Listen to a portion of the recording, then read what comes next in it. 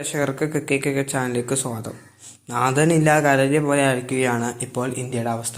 One day series വരാൻ പോണ one day സീരീസിൽ ക്യാപ്റ്റനായ ഗില്ലിന് പരിക്കുപറ്റി മാറി, ശ്രേയസ് അയ്യറിനും പരിക്കുപറ്റി മാറി. ഇപ്പോൾ രാഹുലാണ് ഇന്ത്യയുടെ ക്യാപ്റ്റൻ, മെൻ്റർ ക്യാപ്റ്റനാണ്. രാഹുൽ ക്യാപ്റ്റനായിട്ട് 67% വിൻ പെർസെൻറ്റേജ് ഉള്ളത് ക്യാപ്റ്റനായിട്ട്. കൂടാതെ തന്നെ ശ്രേയസ് അയ്യർ വൈസ് ക്യാപ്റ്റൻ പുള്ളിക്കാരൻ ഉള്ളോട്ടായിരിക്കുകയാണ്.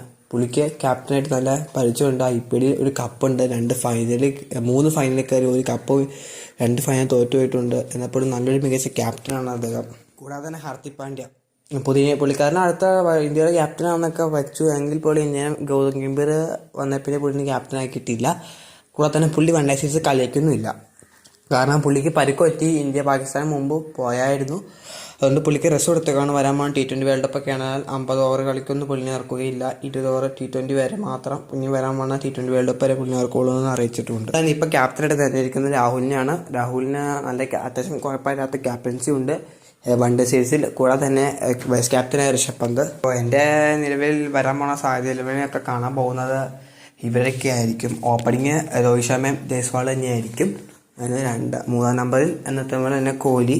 4-ാം നമ്പറിൽ അവിടെയാണ് ശ്രേയസ് അയ്യർ പകരം ആര് വരും എന്നാണ് നമുക്ക് ചോദ്യമുള്ളത്. പക്ഷേ ഞങ്ങൾ വെക്കുന്നതിൽ ഒന്നെങ്കിൽ ഋഷഭ് പന്ത് അല്ലെങ്കിൽ തിലക് വർമ്മ.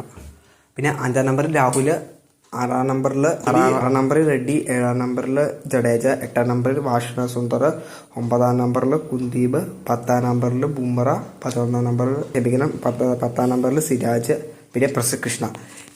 ഇതായിരിക്കും ഞങ്ങളുടെ പ്ലേയിങ് 11 കാണാൻ സാധ്യതയുള്ളൂ. അപ്പോൾ നിങ്ങളുടെ അഭിപ്രായങ്ങളൊക്കെ താഴെ കമൻറ്റിൽ രേഖപ്പെടുത്തുക. എന്നാൽ കൂടുതൽ വാർത്തകളായിട്ട് പിന്നെ കാണാം.